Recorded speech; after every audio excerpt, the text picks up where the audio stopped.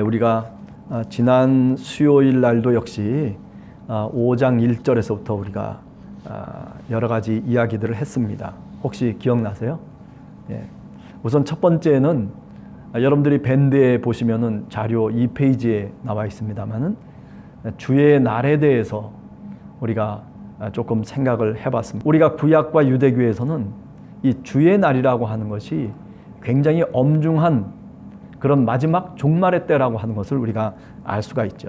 예수님도 그런 맥락과 굉장히 벗어나는 것이 아니라 비슷한 맥락으로 사용하시죠. 그날이라고 하는 말씀을 사용하고 또 어떤 때는 인자의 날이라고 하는 그런 묵시문학적인 용어를 사용하면서 예수님도 역시 주의 날을 말씀하셨다, 그렇게 볼 수 있죠. 사도 바울은 그럼 어떠냐? 우리가 오늘 이 데살로니가 전서 5장을 읽어보면서 우리가 이미 얘기했듯이 사도 바울도 구약적인 맥락을 그대로 갖고 있다라고 그렇게 말씀드릴 수 있습니다. 주의 날이라고 하는 그 날을 어떤 식으로 또 표현하고 있냐면, 어떤 식으로 표현한다고 그랬어요? 예수의 날 또는 그리스도의 날, 이런 식으로도 표현하고 있어요. 고린도 전서 1장 8절이라든지 고린도 후서 1장 14절이라든지 빌립보서 1장 6절 등등의 그 구절들을 찾아보면 예수의 날 또는 그리스도의 날이라고 하는 이런 용어들을 사도 바울이 사용하고 있다는 거죠. 오늘은 우리는 어디에 속해 있나라고 하는 제목을 먼저 갖고 출발을 하려고 합니다. 여러분들이 밴드 자료를 보시면은 지난 시간까지 한 것에 연이어서 우리는 어디에 속해 있는 사람들인가 하는 거죠. 조금 아까 그런 말씀을 드렸습니다마는 사도 바울은 두 가지의 얘기를 하고 있어요. 하나는 밤에 속한 자를 얘기하고 또 하나는 낮에 속한 자를 얘기하고 있어요. 그래서 밴드 자료를 보시면 밤에 속한 자를 우리가 호이 닉토스라고 하는 그런 헬라어를 사용하고 있고, 낮에 속한 자라고 하는 것을 호이 헤메라스라고 하는 그런 헬라어를 사용하면서 구분해서 우리들에게 말씀해주고 있다라고 하는 거죠. 그래서 첫 번째, 밤에 속한 자는 어떤 특징이 있느냐 하면은 늘 마음의 안일함으로 살아가는 거예요. 편안하다 또는 늘 안전하다. 근데 왜 그러느냐 하면은 그것이 깨어있는 모습으로 종말을 준비하는 그런 어떤 모습으로 사는 것이 아니라 안일함 속에서 살아가는 거죠. 신앙의 안일함, 영적인 안일함을 의미해요. 그것이 바로 뭐냐면 불신앙의 원인이 된다는 거죠. 여러분 생각해 보세요. 내가 어떤 급박한 문제와 어떤 사건이 봉착했을 경우에는 신앙인이라면 어떻게 할 거예요? 주님께 기도할 거 아닙니까? 그죠? 그런데 그렇게 기도하고 하나님께 다가가는 그 모습을 우리가 편안하고 안일할 때는 갖고 있습니까? 아니잖아요. 그래서 우리가 지난 시간에도 얘기했듯이 어떤 얘기예요? 코로나 기간 동안에, 그죠? 가끔 제가 말씀드리잖아요. 통계에 나와 있는 거를 이렇게 인용을 해드리면 어떠냐면, 보통 맨 처음에는 열심히 화면을 보면서 그러면서 온 가족이 같이 예배를 드렸다는 거예요. 그런데 시간이 지나면서 어떻게 되느냐? 지금 2년이 지나고 난 시점에서는 어떠냐면 핸드폰으로 들어놓아서, 그리고 통계적으로 보면 그저 10분 정도 들락날락거리다가 끝만. 우리 성도님들도 어떤지는 제가 잘 모르죠. 그러나 그 통계에서 벗어나리라고 생각지는 않아요. 여러분들도 주일날 동영상으로 예배를 드릴 때 여러분들 어떤 자세로 예배를 드리십니까? 정말 진지하게 그 화면을 보면서 처음부터 끝까지 신중한 마음으로 정신을 집중하고 예배를 드리나 하는 그런 거죠. 아마 대부분 참 대답이 시원치 않을 것이다라고 저는 생각을 해보기도 합니다. 그런 것처럼 불신앙이라고 하는 것의 원인이 뭐냐면은 본문을 통해서 보면 결국 편안하고 그리고 안전하게 사는 것이 좋은 것 같지만은, 그러나 그것이 어떤 때에는 이렇게 불신앙의 원인으로 작용한다라고 하는 것을 우리가 분명히 깨달아 알아야 됩니다. 자, 그 다음에 밤에 취해 있다는 거예요. 이 취한다라고 하는 것이 낮에 취하는 게 아니에요. 밤에서 일어나는 일들이죠. 이 밤이라고 하는 것이 뭐 꼭 어떤 문자적인 의미가 아니라 보다 은유적이고 그리고 보다 저 영적인 어떤 의미로서 해석할 수 있죠. 그죠? 세상을 뭐라고 우리가 요한복음 1장에서 얘기합니까? 바로 어둠이라고 칭하고 있어요. 영적인 어떤 각성이라든지 또는 영적인 옷을 입고 사는 것이 아니라 그것을 벗어버리고 그저 잠에 취해서 살아가는 그런 모습을 바로 밤에 속한 자로 이야기하고 있는 거죠. 누가 얘기하는 겁니까? 사도 바울이 그렇게 말씀하고 있는 겁니다. 따라서 어떻게 해야 돼요? 사도 바울은 낮에 속한 자로 살아야 된다는 거죠. 낮에 속한 자에게는 그날이 주의 날이 도둑같이 임하지 못한다는 겁니다. 어느 날 갑자기 임할 수가 없다는 거예요. 왜? 낮에 살아가고 있기 때문에 그렇다는 거죠. 이 낮이라고 하는 것이 그렇다면 어떤 의미예요? 영적으로 깨어있다라고 하는 그런 의미죠. 영적으로 깨어있다는 게 뭡니까? 여러분들도 아시다시피 하나님의 말씀을 묵상하면서 그러면서 그 말씀대로 살려고 그리고 애를 쓰고 있는 그런 모습들 아니겠어요? 좀 실패를 하더라도 다시 일어나서 그래서 주님을 찾고 주님의 십자가를 바라보면서 살아가는 사람들. 인생의 길을 가면서 길을 잃지 않고 그 빛이신 예수 그리스도를 쫓아서 그 길로 찾아 나서는 사람들이 바로 낮에 속한 자들이라고 그렇게 말씀드릴 수 있는 거죠. 그래서 본문을 통해서 보면 깨어있는 자라고 얘기하고 그리고 정신을 차려서 살아가는 자를 의미하는 겁니다. 그러니까 반대로 얘기하면 밤에 속한 자들은 어떤 사람들이에요? 깨어있는 자들이 아니라 잠에 취해서 살아가는 사람이에요. 평안과 안전을 통해서 쾌락을 통해서 영적인 어떤 불신앙을 통해서 살아가는 사람들. 어둠이 어둠인지를 깨닫지 못하는 거죠. 밤이 밤인 줄을 깨닫지 못하는 거예요. 그죠? 그러나 오늘 사도 바울은 그렇게 살아서는 안 된다는 거죠. 어느 날 갑자기 우리들에게 개인적인 종말이 올 수 있다는 거예요. 아니 우주적 종말은 어쩌면 우리가 죽고 난 다음에도 안 올 수도 있어요. 그럼에도 불구하고 개인적 종말은 분명히 우리들에게 찾아온다는 것을 여러분이나 저나 너무나도 분명히 알잖아요. 그죠? 인생이라고 하는 게 뭐 길어야 80, 90 정도 되지 않겠어요? 내가 죽지 않을 것처럼 그렇게 살아가는 사람들도 뭐 권세를 갖고 그리고 권력을 갖고 살아가는 사람들도 많은 재물을 갖고 살아가는 사람들도 결국 어떻게 됩니까? 개인의 종말이라고 하는 것은 찾아오는 거예요. 어느 날 갑자기 찾아오는 거예요. 그때 발버둥 치고 그때 내가 후회해도 아무런 소용이 없는 거예요. 그러므로 우리가 살아야 될 모습이 어떤 모습이에요? 내 것을 남에게 베풀어 줄 수 있는 그런 따스한 손길을 갖고 내가 살아가고 오늘 또 그런 마음 속에서 그리스도의 마음을 통해서 우리가 살아간다면 그렇다면 우리가 갑자기 임하고 있는 그 개인의 종말에 대해서 두려워할 이유가 없는 것이죠. 오늘 성경의 본문을 통해 보면 낮의 속성이라고 하는 게 뭡니까? 바로 믿음과 사랑과 소망의 전신갑주를 입는 것을 의미해요. 그렇게 입고 살아가는 것을 의미해요. 13절에 보면 그들의 역사로 말미암아 사랑 안에서 그죠? 너희들이 서로 화목하라. 또 소망 가운데 살아갈 것을 우리들에게 얘기하고 있죠. 8절에 보면 믿음과 사랑의 호심경을 붙이고 그리고 소망의 투구를 쓰자 이렇게 얘기하고 있어요. 네. 그러니까 오늘 읽은 우리 본문을 가만히 살펴보면 낮에 속한 사람들은 믿음과 사랑과 소망의 갑옷을 입고 그러죠? 구원의 투구를 쓰고 우리가 에베소서 6장에 나오는 전신갑주를 입고 살아가는 사람들이에요. 옷을 벗고 살아가는 사람들이 아니에요. 그죠? 왜? 낮에 속해 있기 때문에 그런 것이죠. 그러니까 우리가 늘 이런 코로나 기간이라고 해서 우리가 믿음 생활을 그냥 내팽개친다면은 그것은 참으로 어리석은 것이라고 얘기할 수 있는 거죠.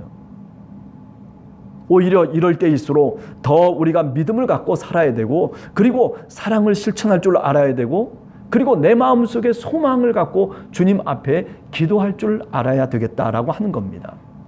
코로나 기간임에도 불구하고 또 오미크론이라고 하는 그런 변종이 생겼다는 거 아니겠어요? 뭐 이런 변이들이 어쩌면은 계속 발생해가지고 저 오메가까지 나올 수도 있을 거예요. 예. 그러나 그러기 전에 우리가 이 코로나라고 하는 이 터널을 지나면서 낮에 속한 빛의 사람들로 살아갈 때에 하나님께서 기뻐하시고 그리고 세상 속에 빛과 소금의 역할을 감당하는 성도들이 될 수 있고 교회가 될 수 있다라고 생각합니다. 자, 그 다음에 자료에 보시면은 세 번째 또 그 다음 단계가 있어요. 그건 뭐냐면 주님과 함께 살아가는 자예요. 우리가 로마서 6장 같은 데 보면 그리스도의 연합을 얘기하잖아요. 어떻게 연합하는 거예요? 세례를 받음을 통해서 그 세례의 의미가 뭐냐면 그리스도와 함께 우리가 죽고 그리스도와 함께 다시 사는 것을 의미한다라고 얘기하죠. 그래서 살든지 죽든지 사도 바울은 뭐라고 얘기해요? 그리스도와 함께 있기를 원하는 그런 간절한 소망을 갖고 사실은 사도 바울은 살았던 사람 아니겠습니까? 그게 바로 종말론적인 삶이죠. 우리 함께하는 교회 성도들, 이제 낮에 속한 사람들로서 믿음과 사랑과 소망의 갑옷을 입고 살지만은 그러나 우리 힘으로서는 힘들잖아요. 그러니까 주님과 함께 살아가는 거예요. 주님과 함께하는 임마누엘의 신앙을 갖고 살아가는 자.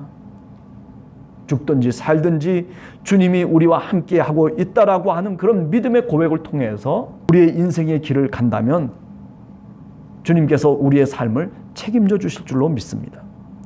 그러므로 피차 권면하고 서로 덕을 세우기를 너희가 하는 것 같이 하라. 네.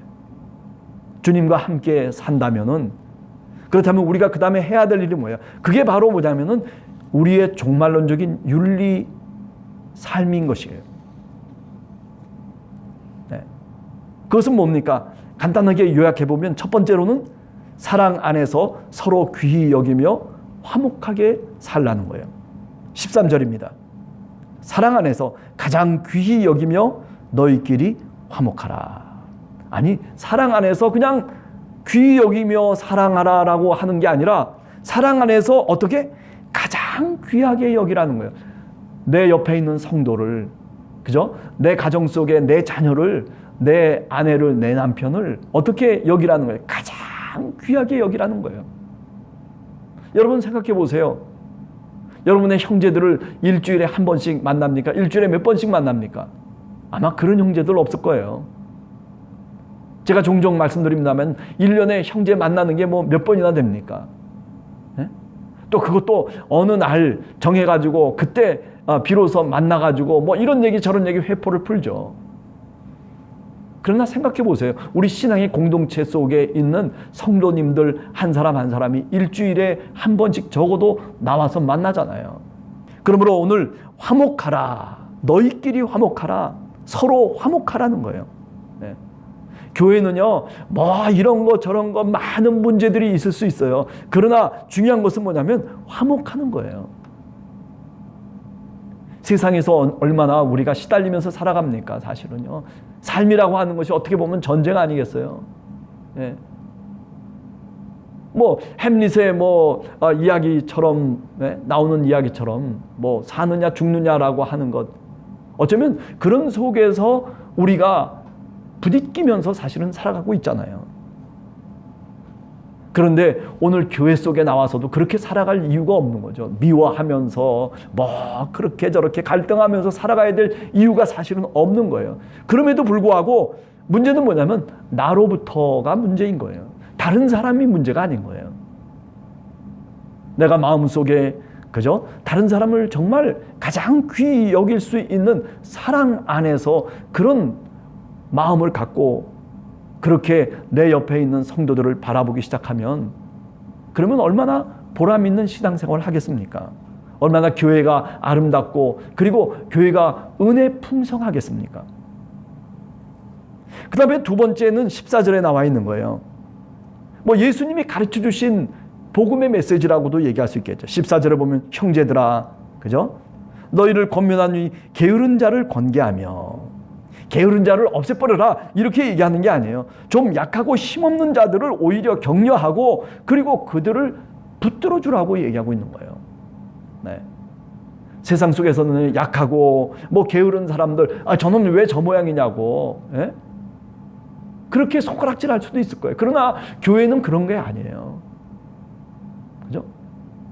교회는 약하고 힘없는 자들을 오히려 붙들어주고 격려해 줄 수 있는 곳이 바로 이 신앙의 공동체가 되어야 된다는 거죠. 오늘 한국교회의 문제가 뭡니까? 예? 너무 귀족화되고 너무 세속화되는 거 아니겠어요? 그러다 보니까 자본주의적인 논리 방식이 다 교회 속에 들어와 가지고, 그래가지고 뭐 교회가 커야지만이 대단한 것처럼 뭐 백화점식으로 교회를 만들어 버리고, 뭐 그게 무슨 필요가 있겠어요? 그죠? 한 사람 한 사람이 정말 주님을 만나면서 정말 주님 앞에서 올바르게 살아가면 교회가 새로워지고, 그리고 얼마나 아름다운 교회의 모습이 되겠어요. 무슨 뭐 규모가 커야지만이 뭐가 새로워지는 겁니까? 아닙니다. 교회는 건물이 아니고 교회는 어떤 제도가 아닌 거예요. 교회라고 하는 건 뭐예요? 바로 우리 자신이, 우리 한 사람 한 사람이 사실은 교회잖아요. 그래서 주의 성전을 이루어 간다라고 그렇게 에베소에서도 사도 바울이 말씀하고 있는 겁니다. 세상의 방법이 아니에요. 세상에서 이야기하는 그런 식으로 우리가 교회 속에서도 이야기하고 그렇게 생각하면서 그렇게 손가락질하면 안 되는 거죠. 그죠? 약하고 힘없는 자들을 격려하고 게으른 자라 할지라도 그를 붙들어 줄 수 있는 그런 마음으로 신앙의 삶을 살아갈 것을 얘기하고 있는 겁니다. 이게 바로 뭐냐면 종말론적인 윤리예요. 하나님 나라 가면요, 이런 모습들로 가득 차 있다라는 거예요.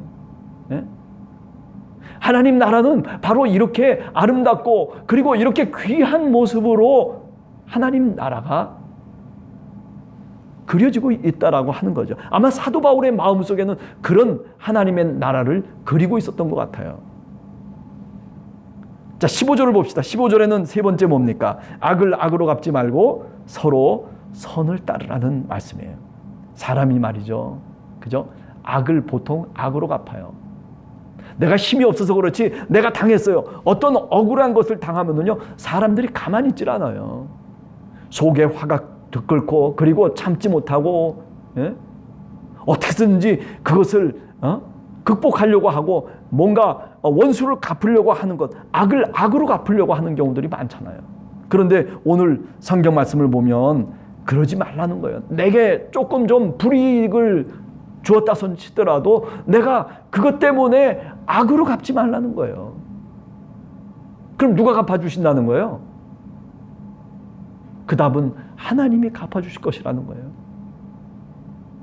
아유, 무슨 뭐 그렇게 살아가는 게 성자적인 삶을 살아가는 겁니까? 내가 어떻게 그렇게 살아갈 수가? 그러니까 우리가 약하잖아요. 그러니까 주님을 붙잡고 주님의 말씀을 붙잡고 주님의 도움을 기도하면서 우리가 살아가야 되는 거예요.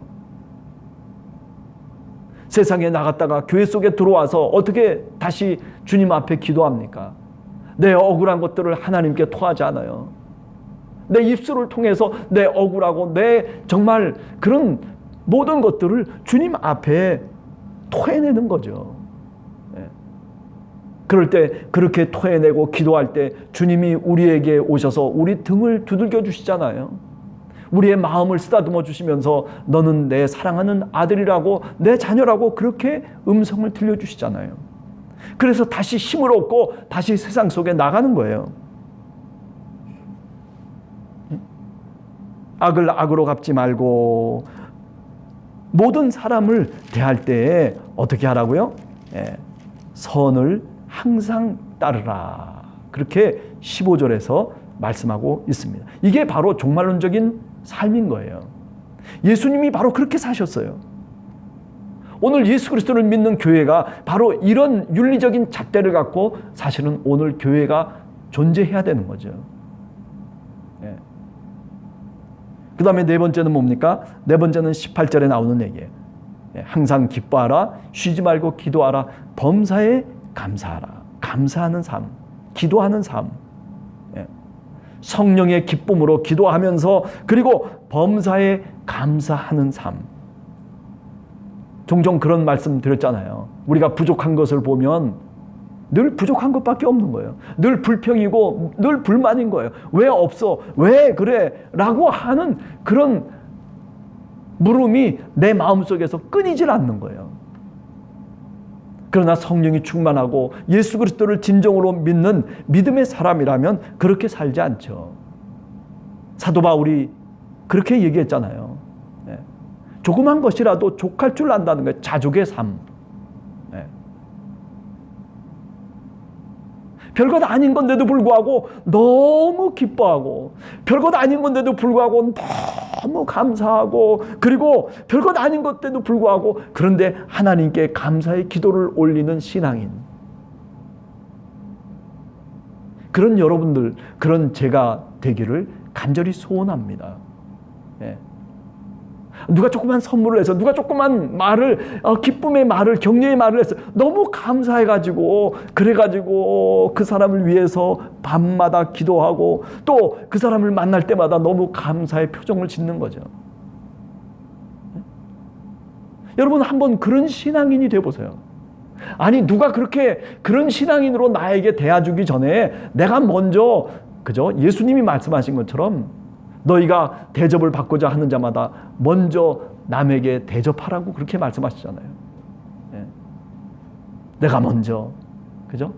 손을 잡아주고, 내가 먼저 위로의 말을 전하고, 내가 좀 먼저 그렇게 고개를 좀 숙여주면, 그러면 모든 것들이 풀릴 수 있는데도 불구하고, 그런데 고개를 빳빳하게, 저 사람이 먼저 고개를 숙이기를 바라고 있는 것이 바로 우리들의 심보딸이라고 얘기할 수 있죠. 그러나 오늘 성경 말씀은 그렇게 말씀하고 있지 않습니다. 종말론적인 교회의 윤리라고 하는 것은 뭡니까? 오히려 내가 먼저 고개를 숙일 것을 얘기하고 있어요. 범사에 그저 이런 일 저런 일, 그저 내 마음에 들던 안 들던 그래도 감사하는 마음으로 살아야 되는 거예요. 그죠? 내 남편, 내 아내, 내 자식, 그래요. 못날 수도 있어요. 다른 사람에 비해서 어쩌면 무능할 수도 있어요. 그럼에도 불구하고 어떻게 해야 돼요? 감사할 줄 알아야 돼요. 하나님 감사합니다. 사랑할 줄 알아야 돼요. 그 다음에 다섯 번째 얘기는 뭡니까? 23절에 나와 있는 말씀이에요. 23절에 뭐라고 그래요? 평강의 하나님이 친히 너희를 온전히 거룩하게 하시고, 그죠? 흠없게 보존되기를 원하노라. 그래요. 악을 버리고 종말까지, 우리가 죽는 그 순간까지 우리가 거룩하게 살아가려고 주님 앞에 기도하는 사람들이 되어야 된다는 거예요. 이 거룩이라고 하는 것이 무슨 정말 어떤 우리가 얘기하는 정말 사람이 따를 수 없는 그런 거룩을 얘기하는 게 아니라, 조금이라도 우리가 살아가면서 하나님의 말씀대로 살아가는 삶이 있어야 되겠다는 거예요. 하나님이 말씀하신 그 발자국대로 우리가 그 뒤를 쫓아가는 그런 모습을 우리가 살아가려고 하는 것, 그것 자체가 뭐냐면 바로 온전성이고 성경이 얘기하는 거룩이라고 하는 게 그런 의미예요. 헬라적인 사고방식을 통해서 보면 거룩이라고 하는 게 딱 저기 있어요. 그래서 저 거룩, 저 아이디얼한 그런 홀리니스죠. 그래서 글로 이렇게 쭉 우리가 그 거룩을 향해서 가는 게 아니라, 거룩이라고 하는 것은 뭐냐면 becoming, 되어지는 거예요. 내가 오늘 또 하나님의 말씀을 지켰어요. 오늘 또 원수를 사랑하라고 할 때 내 마음속에 미워하는 한 사람을 보면서도 주님의 말씀을 붙잡고 내가 그래도 사랑하려고 애를 쓰고, 그리고 그 마음속의 미움을 걷어냈어요. 그것이 바로 뭐냐면 거룩이에요. 그게 거룩의 삶인 거예요. 내가 오늘 또 십자가를 지고 가면서 내가 쓰러졌어요. 그럼에도 불구하고 어떻게 해요? 주님이 십자가를 지고 나를 따르라고 그렇게 말씀하셨기 때문에 오늘 또 그 쓰러진 무거운 십자가를 지고 내가 다시 일어나서 주님을 향해서 걷는 것, 그게 뭐냐면 그게 바로 거룩이라고 하는 거예요. 이게 히브리적인 거룩의 개념이에요. 여러분, 그렇습니다. 우리가 거룩한 사람들입니까? 아니에요. 우리가 죄인이에요. 우리가 그렇게 거룩하게 살아갈 수 있는 능력이 있는 사람들입니까? 아니에요. 능력이 없어요. 그럼에도 불구하고 어떻게 하라는 거예요? 그렇게 살려고 힘을 쓰고 그리고 주님을 붙잡으며 주님께 도움을 청하라는 거예요. 성령의 도우심을 통해서 그렇게 내가 한 발자국 한 발자국 가는 것, 그게 바로 뭐냐면은 거룩이라고 하는 거예요. 네. 한 주간을 이제 우리가 살아가면서 이런 종말론적인 교회의 윤리를 다시 한번 우리 마음속에 되새기며 살아가는 여러분과 우리 함께하는 교회 성도들 모두가 되시기를 간절히